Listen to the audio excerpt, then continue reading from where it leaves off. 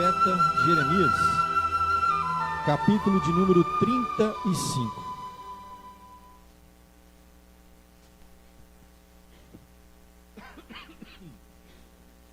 Livro do profeta Jeremias, capítulo de número 35.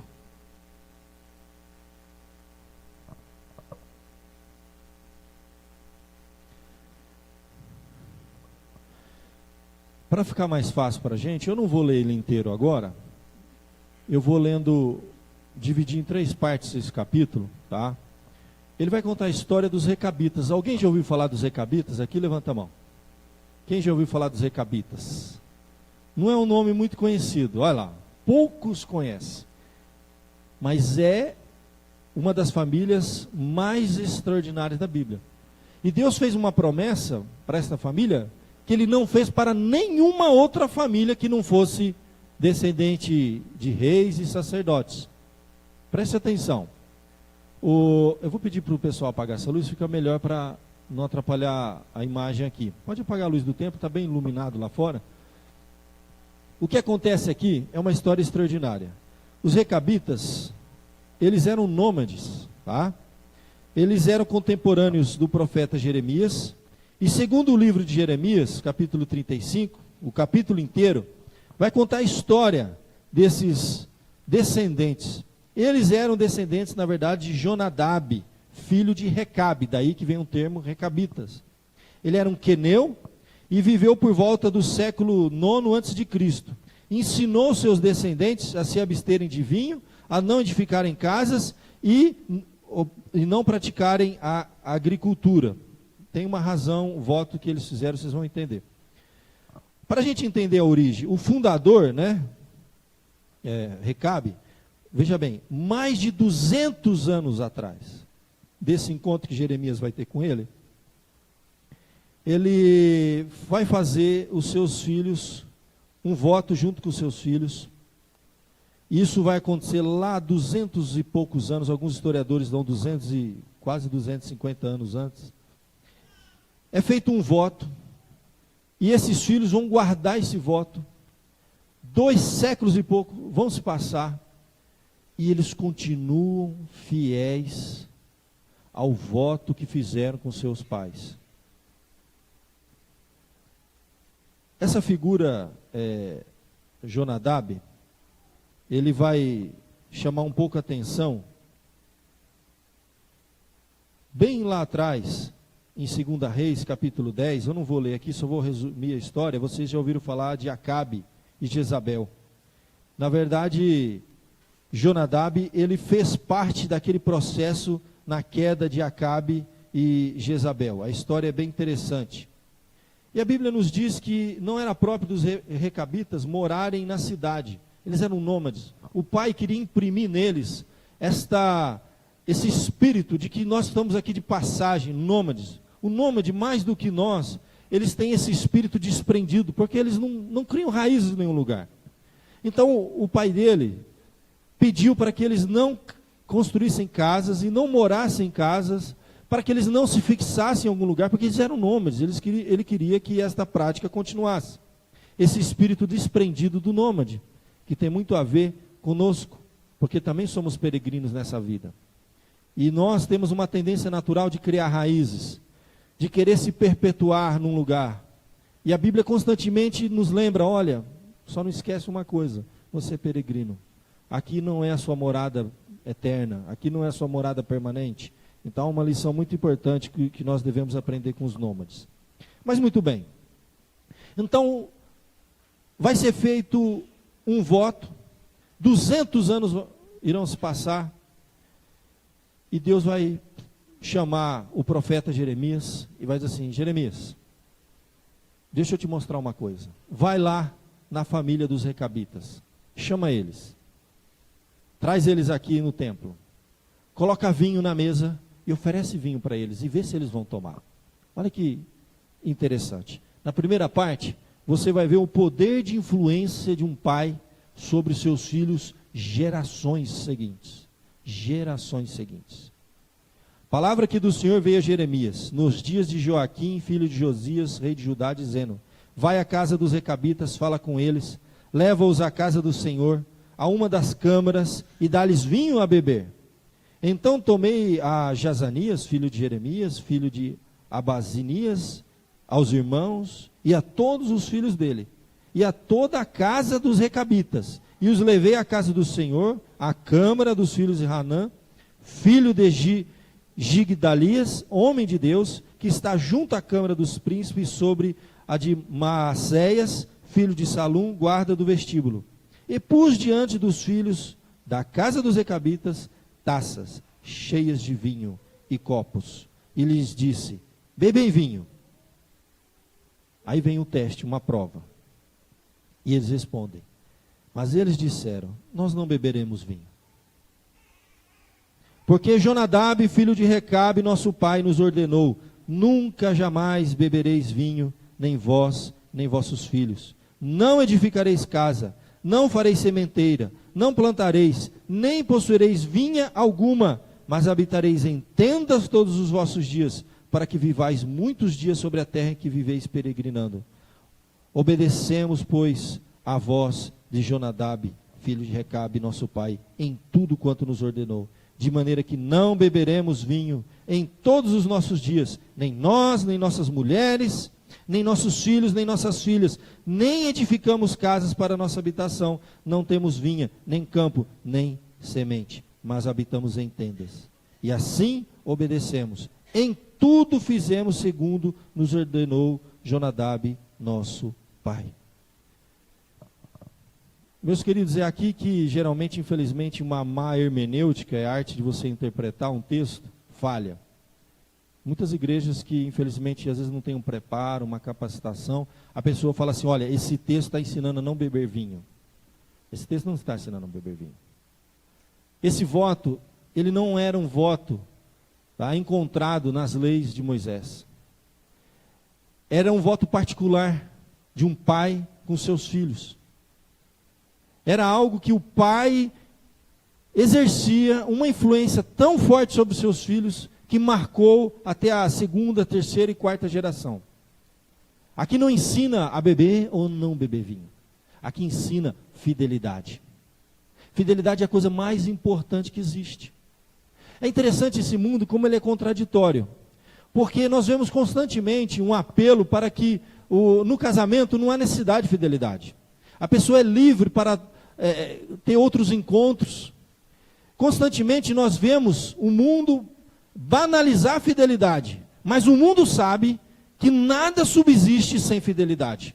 Você sabe que desde a padaria onde você compra pão, eles dão às vezes um cartãozinho para você, que chama cartão fidelidade. Se você tomar 10 café, o 11º é de graça.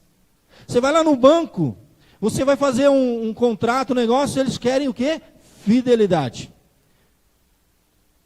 As agências de aviação dão lá o cartão da TAM, chama fidelidade.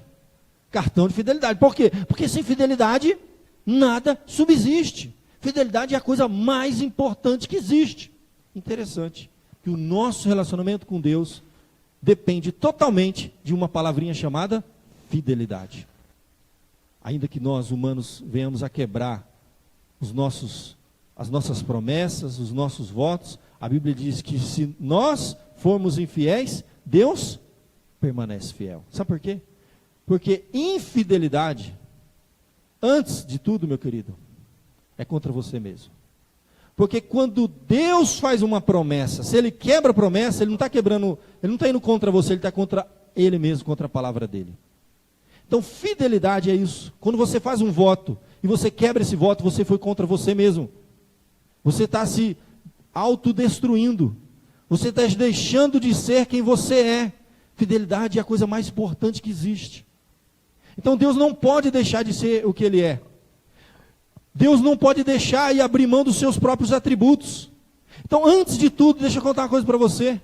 Deus nos ama e nos preserva e nos guarda e continua cuidando de nós, porque Ele é fiel, antes de tudo, a Ele mesmo. As promessas que Ele fez. É o pacto que Deus faz conosco. Antes de tudo, Ele não volta atrás da sua própria palavra, porque Ele não pode fazer isso. Fidelidade é a coisa mais importante. E a marca dos recabitas era fidelidade. Extraordinário. Aquela família foi impactada por um pai de uma forma tal que Deus usou o exemplo daquela família, você vai ver na sequência agora, na próxima parte, o poder de influência daquele pai sobre seus filhos, até as gerações seguintes. Que desafio que nós temos neste mundo que vivemos, em que eles banalizam a fidelidade, mas precisam dela para viver. Porque nada existe sem fidelidade. Nenhuma família subsiste sem fidelidade, nenhum negócio, nenhum empreendimento, nem mesmo um relacionamento espiritual. Precisamos desta palavra chamada fidelidade. A influência desse pai, Jonadab, sobre os seus descendentes, era algo que mexia até com o coração de Deus. Em nenhuma outra família Deus vai fazer as promessas que vai fazer para essa família lá no final. O primeiro ponto que nós vemos aqui então, fidelidade dos recabitas, influência desse pai. Pai e mãe, deixa eu contar uma coisa para você. Você tem uma matéria bruta nas mãos. Você tem um barro mole. Trabalhe antes que ele endureça. Há períodos na nossa história em que ninguém exerce mais influência sobre nós do que a nossa mãe, mulher mesmo. Há um período que a criança, você sabe, quando ela nasce, ela nem consegue ter identidade própria, ela acha que ela faz parte da própria mãe, isso já é explicado. E aos poucos vai quebrando esse conceito e ela vai criando a própria identidade. E durante um longo período, até menino, criança, ele é tão grudado com a mãe que ele tem cheiro de mãe. Ele anda com a mãe para cima e para baixo. Ele vive do leite da mãe. A mãe tem um poder de influência nessa hora inimaginável. E há um período em que a criança começa a caminhar, a andar, e ela começa então a se desenvolver, e ela vai sentindo a necessidade de um outro referencial. E quer seja menino ou menina, há um período na vida da criança que a mãe continua exercendo influência, mas o pai passa a ser um grande influenciador na vida dos seus filhos. A criança vira uma esponja para aquilo que o pai fala. Ela começa a fazer perguntas. Se o seu filho começar a fazer perguntas para você, ele está querendo a sua atenção. É a hora de você marcar indelevelmente o caráter, a personalidade e quem vai ser o seu filho. É naquela idade ainda que você acha que ele não está entendendo as coisas, mas ele já está. Há um momento então que o menino ou a menina sente a necessidade de um pai. E eles começam a caminhar com os pais. É nessa hora, pai, que deixa eu falar uma coisa para você. Reduz a velocidade. Ganha um pouquinho menos de dinheiro. E investe no teu filho. Sai com ele. Passe um final de semana com ele. Vai andar no campo com ele. Enquanto você anda, influencia. Vai no cinema com ele. Terminou de assistir o filme, senta, come um lanche, bate um papo, faz a cabeça do seu filho. Ele é uma esponja. E eu vou contar uma coisa para você. Não é por muito tempo. Infelizmente, muitos pais perderam essa grande oportunidade de exercer uma influência marcante na vida dos seus filhos, num período curto. Porque o terceiro estágio, o filho começa a procurar mestres fora de casa. É quando eles começam a procurar professores, às vezes são técnicos de um time de futebol, ou de um time de basquete. Eles passam pessoas de fora. É nessa hora que o pai deveria sim ter amigos, pessoas do bem, para exercer uma influência. Às vezes um tio, às vezes um parente próximo, às vezes um amigo, um irmão na fé. Pessoas de Deus, pessoas do bem. E esse estágio, ele é claramente compreendido. Você que já é homem adulto aqui, mulher, você sabe que você viveu isso. A mulher também tem isso. A mulher carrega marcas do pai mais do que imagina. É certo que é o momento que o filho quer aprender a ser homem, e o pai vai ensinar os primeiros passos. Mas ele quer se desenvolver e se tornar independente, e ele vai procurar lá fora. E ele precisa receber dos pais a base, para que quando ele for lá fora ele tenha discernimento, para não ser aliciado, que é o que mais acontece nos dias de hoje, é o aliciamento. Aliciamento é a prova máxima do que os pais não marcam mais seus filhos. Um pai que marca o filho, jamais esse filho vai ser aliciado. Quer seja para o crime, quer seja para a prostituição, quer seja para o terrorismo, e a gente vê o mundo constantemente, ou para ideologias políticas, os filhos estão sendo levados, porque os pais não estão influenciando. Porque há um momento que o filho não recebe mais influência tão forte dos pais, porque ele já recebeu a base. Agora ele quer alçar voos mais altos, ele vai atrás de outras pessoas. Ele precisa disso. E não tem como a gente pedir isso. Às vezes é um amigo mais velho do grupo, da turma, da escola, do bairro, que vai passar a exercer influência sobre o seu filho.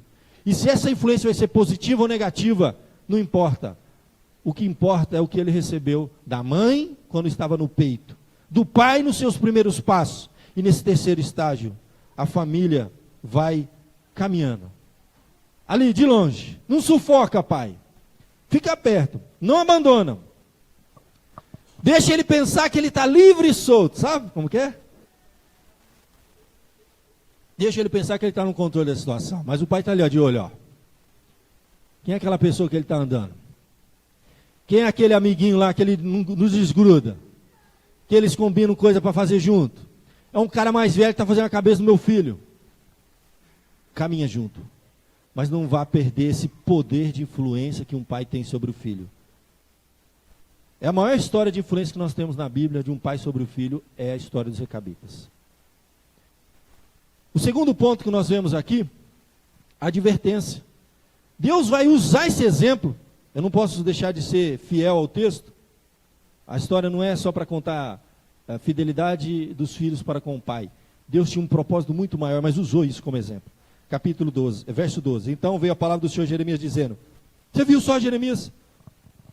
Esses filhos estão obedecendo o pai de um jeito que não é comum. Já passou 2 séculos, eles continuam sem beber vinho, sem construir casa, sem... Não está ensinando a não beber vinho, nem não construir casa. O princípio é outro, óbvio. São votos que eles fizeram em particular em família. Mas é o poder de influência e a fidelidade dos filhos que marca e Deus usa como exemplo. E ele chama no verso 12, diz assim: a palavra do Senhor veio a Jeremias dizendo: assim o Senhor dos Exércitos, o Deus de Israel, vai e diz aos homens de Judá agora, aos moradores de Jerusalém: acaso vocês nunca vão aceitar minha advertência para obedecer as minhas palavras? Olha, presta atenção, as palavras de Jonadab, filho de Recabe, que ordenou seus filhos que não bebessem vinho, foram guardadas até o dia de hoje. Gente, é Deus falando através do profeta para uma nação inteira. Ele pegou uma família e falou: vocês estão vendo isso aqui? Olha o que está acontecendo. Faz 2 séculos que esse pai falou alguma coisa e esses filhos são fiéis. E Deus vai dizer exatamente isso. Ele diz assim: olha, até o dia de hoje eles não beberam vinho. Colocou o vinho lá na frente deles, o profeta falou: bebe o vinho. Falou: não vamos beber vinho. Por quê? Fizemos um voto do nosso pai. Meu pai já morreu, faz 2 séculos, está enterrado, já era. Virou pó. Isso se chama fidelidade. Fidelidade. O pai já tinha morrido, gente. E aquilo ficou marcado no caráter, na personalidade daqueles filhos. E Deus lamenta, no verso 15 em diante: e eu, começando de madrugada, vos tenho enviado todos os meus servos, dizendo: convertei-vos agora, cada um do seu mau caminho, fazeis boas vossas ações, não sirvam a outros deuses.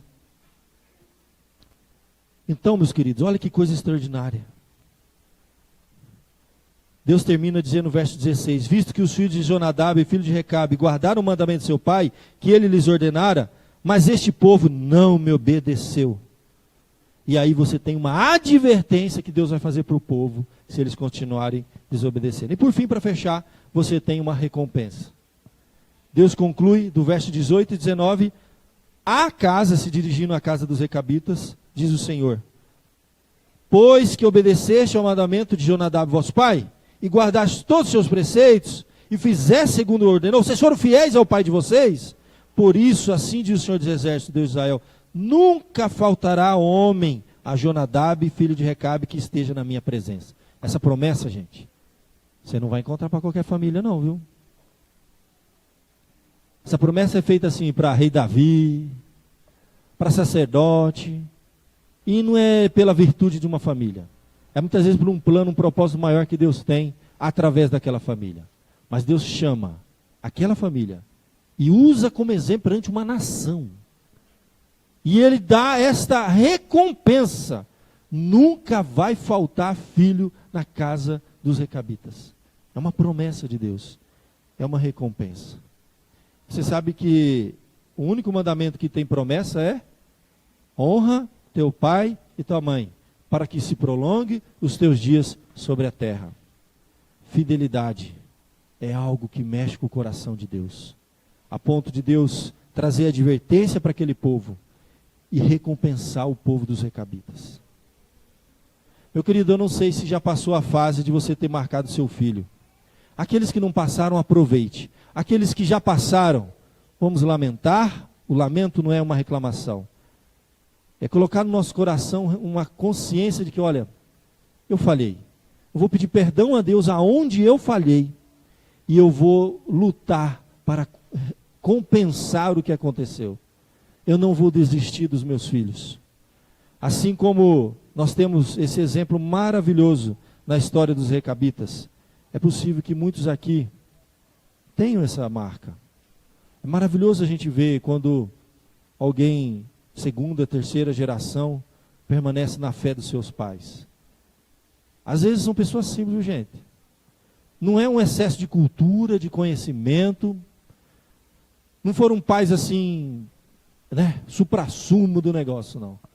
Mas às vezes pessoas simples, conheço o caso de pais assim, semi-analfabetos, mas que ensinaram valores, marcaram seus filhos, e isso foi transferido para os netos e até terceira e quarta geração. Fica aqui realmente um desafio muito grande para a nossa geração. Fica aqui uma boa lembrança que todos nós devemos ter dos nossos pais, que eles nos ensinaram como puderam. Ninguém pode dar o que não tem. E tenho certeza que todo mundo tem algo para agradecer a Deus de que nossos pais nos marcaram. E fica um desafio para aqueles nossos filhos que ainda estão numa fase influenciável da nossa parte. E aqueles que não estão, deixa eu contar uma coisa. Quando o filho nasce e ele começa a crescer, ele olha para o pai e fala: esse é o meu herói, esse é o cara, ele sabe tudo. Depois que ele entra numa fase da adolescência, ele começa a questionar o pai, é normal. O pai não sabe nada. Mas deixa eu contar uma coisa que vai acontecer. Todo mundo sabe o que vai acontecer. Essa curva vai terminar quando o filho começa a amadurecer. Ele olha para trás e diz assim: meu pai sabia das coisas. Muita coisa que eu questionei meu pai, hoje eu reconheço que ele estava certo. Infelizmente, muitas vezes nós, filhos rebeldes, eu fui muito rebelde, todo mundo já teve o seu período, às vezes a gente reconhece isso, já é tarde demais. Nosso pai já não tem muito mais para oferecer. O vigor da vida passou, ou às vezes até a vida passou. Mas pode ter certeza, que se você permanecer fiel a Deus, faça a sua parte, entregue ao Senhor, confie, que vai ter um tempo que o seu filho vai amadurecer, e ele vai entender as suas palavras, as suas atitudes, o que você fez. Ainda que no momento, é da natureza ele querer questionar, ele querer ser independente. Há uma fase na vida dos nossos filhos, se você falar para ele para a esquerda, ele vai para a direita. Então, se você quer levar ele para a esquerda, manda ele para a direita. Você sabe que é mais ou menos assim. É mais ou menos assim, não é muito diferente disso, entendeu? É porque ele quer ser independente, ele quer se confirmar, ele quer sentir autonomia. É natural isso acontecer. Mas a nossa esperança é que vai ter um momento que ele vai cair em si e vai descobrir que o nosso pai sabia das coisas. Vamos fechar os nossos olhos. Vamos orar pelos nossos filhos, agradecer pelos nossos pais, até mesmo por aqueles que já partiram. E nós vamos, após a oração, ter uma apresentação das crianças e encerramos assim o nosso Dia dos Pais. Pelo menos essa parte do dia, né? Ainda temos o almoço em família, evidentemente. Vamos orar. Ó Pai querido, nós te louvamos por histórias tão inspiradoras como essa dos recabitas, Senhor. Que nos desafia, que nos chacoalha, Senhor. Temos exercido tão pouca influência sobre os nossos descendentes, sobre as pessoas ao nosso redor, Senhor. Muitos de nós estamos tão preocupados em ganhar dinheiro, em fazer a vida, estamos esquecendo do que é mais importante. Toca na vida, Senhor, dos nossos filhos. Abre os olhos daqueles que estão iludidos com alguma coisa nesse mundo, Senhor. Que estão sendo influenciados por mestres céticos. Quem sabe por amigos que não são muito amigos. Aqueles que já estão distantes de Deus, da família. Que eles possam, ó Deus, acordar enquanto há tempo. E que essa palavra também desperte a igreja, porque a fidelidade dos recabitas contrastava com a infidelidade do povo, que não cumpria seus votos, que não era firme com Deus, que não levava as coisas de Deus a sério, colocava em último lugar na agenda, quando dava, participava, ia, servia, honrava a Deus. E que esta mensagem dos recabitas desperte a nossa igreja do século 21, para que sejamos mais fiéis, Senhor, como os filhos dos recabitas foram com ele, possamos ser com o Senhor, porque essa foi a grande lição daquele período e é ainda a grande lição dos dias de hoje. Que a tua igreja, Senhor, se desperte. Que vir na tua casa, te servir no dia a dia e te glorificar aqui nos nossos cultos, não seja um peso, Senhor, seja uma alegria. Alegrei-me quando disseram, vamos à casa do Senhor. Que aqueles votos que nós fizemos de participar dos trabalhos, orar e sustentar os trabalhos com um pouco daquilo que temos, Senhor, possa ser honrado esse voto. E não venhamos a banalizar e sermos infiéis para com o Senhor. Abençoe a igreja Vila Alpes, abençoe estas famílias aqui, Senhor, para que sejamos com o Senhor, como os recabitas, ó Deus, foram com o seu pai. Pois há advertência de sustentar a tua obra, não daquela forma equivocada, enganosa, que infelizmente muitas igrejas ensinam por aí, mas daquela forma responsável, digna, daqueles que te servem de coração, tenho certeza que querem fazer, Senhor. Ajuda-nos a manter esta obra, com a nossa presença, com as nossas orações e com o sustento desta obra. Toca no nosso coração, desperta-nos, desperta os nossos filhos. Mostra-nos, ó Deus, as advertências e as recompensas do que uma vida de fidelidade, Senhor, pode nos trazer. Em nome de Jesus que nós oramos.